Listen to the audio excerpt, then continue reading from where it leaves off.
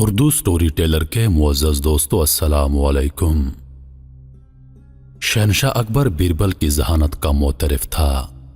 بیربل نے شہنشاہ کے ساتھ تقریباً 30 سال تک کام کیا اور ان 30 سالوں میں اس نے اکبر اعظم کے دل و جان میں گھر کر لیا۔ بیربل، جس کا اصلی نام مہیش داس تھا، اکبر اعظم کے 9 رتن شیخ مبارک، شیخ فیضی، عبد الفضل، ملا عبد القادر بدعیونی، راجہ ٹورڈمل، عبد الرحیم خان خانہ، مہاراجہ مان سنگھ اور تان سین میں سب سے بڑا ذہین اور چالاک تھا۔ اکبر بادشاہ اس کی حاضر دماغی سے خوش تھا۔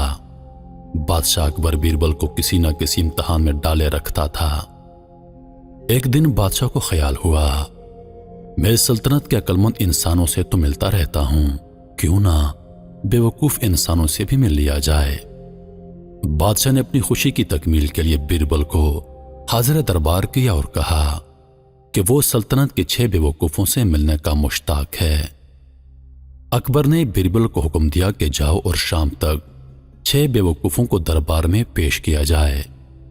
بیربل بولا، حضور والا، میں حتمی الامکان کوشش کروں گا کہ آپ کی خواہش کو عملی جامہ پہنا سکوں۔ بیربل شہر کی گلیوں میں بے وقوفوں کی تلاش میں مارا مارا پھرنے لگا۔ اچانک اس کی نظر ایک آدمی پر پڑی جو تالاب میں لیٹا ہوا تھا اور ہاتھ اوپر اٹھائے ہوئے تھے۔ بیربل بولا، بھلے آدمی، تم کیا چاہ رہے ہو؟ آدمی بولا، میں اٹھنا چاہ رہا ہوں۔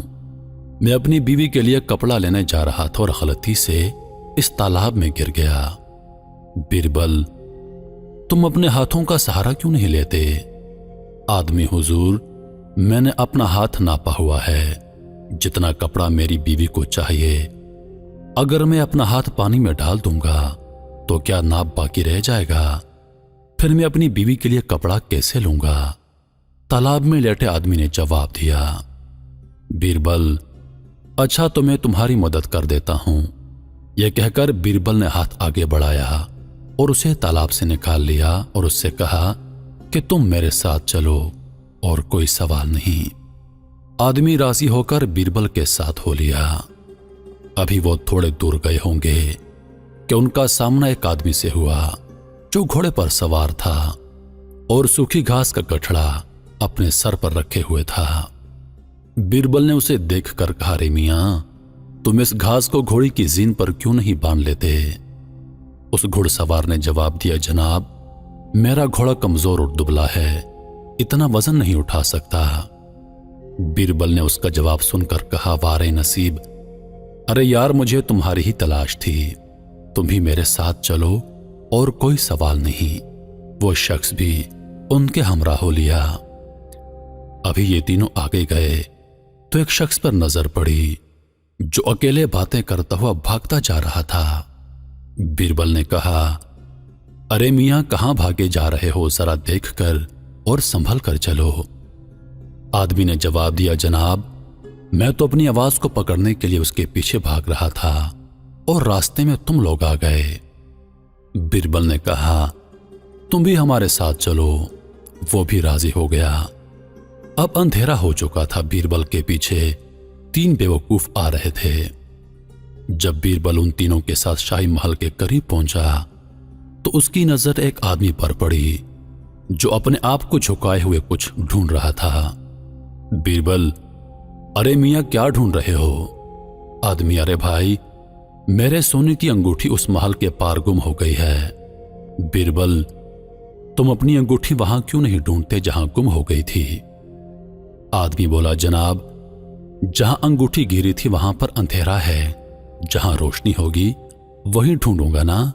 بیربل نے اس کو بھی انگوٹھی دینے کا لالچ دیا اور اسے بھی اپنے ساتھ لے لیا۔ وہ بھی راضی ہو گیا۔ اب بیربل ان بیوقوفوں کو لے کر اکبر اعظم کے دربار میں حاضر ہو گیا اور عرض کی، حضور کا اقبال بلند ہو۔ بادشاہ سلامت کی خواہش کے مطابق بیوقوف اشخاص دربار میں حاضر ہیں۔ اکبر اعظم، بیربل، تم کیسے کہہ سکتے ہو کہ یہ احمق ترین لوگ ہیں؟ بیربل نے عرض کی، حضور، ان کی حرکتوں کی وجہ سے بھانپا ہے کہ یہ احمق ہیں۔ اور پھر بربل نے بادشاہ سلامت کو ان کی احمقانہ حرکتوں کی تفصیل سے آگاہ کیا۔ اکبر اعظم نے تفصیل سننے کے بعد کہا، میں نے تو 6 لوگوں سے ملاقات کا کہا تھا، مگر تم 4 لے کر آ گئے ہو۔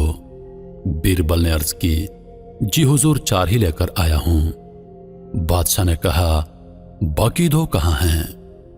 بربل نے کہا، اگر جان کی امان پاؤں تو کچھ عرض کروں۔ اکبر اعظم نے کہا، اجازت ہے۔ بربل نے عرض کی، حضور 4 بے وقوف یہ ہیں، اور جو باقی 2 بچے ہیں ان میں سے ایک آپ اور ایک میں ہوں۔ وہ اس طرح کہ آپ نے احمقانہ خواہش کی پیشکش کی اور میں نے اس احمقانہ خواہش کو پورا کرنے کی حامی بھر لی۔ شہنشاہ اکبر بربل کے جواب سے لاجواب ہو گیا اور اس کی حاضر دماغی پر داد دی۔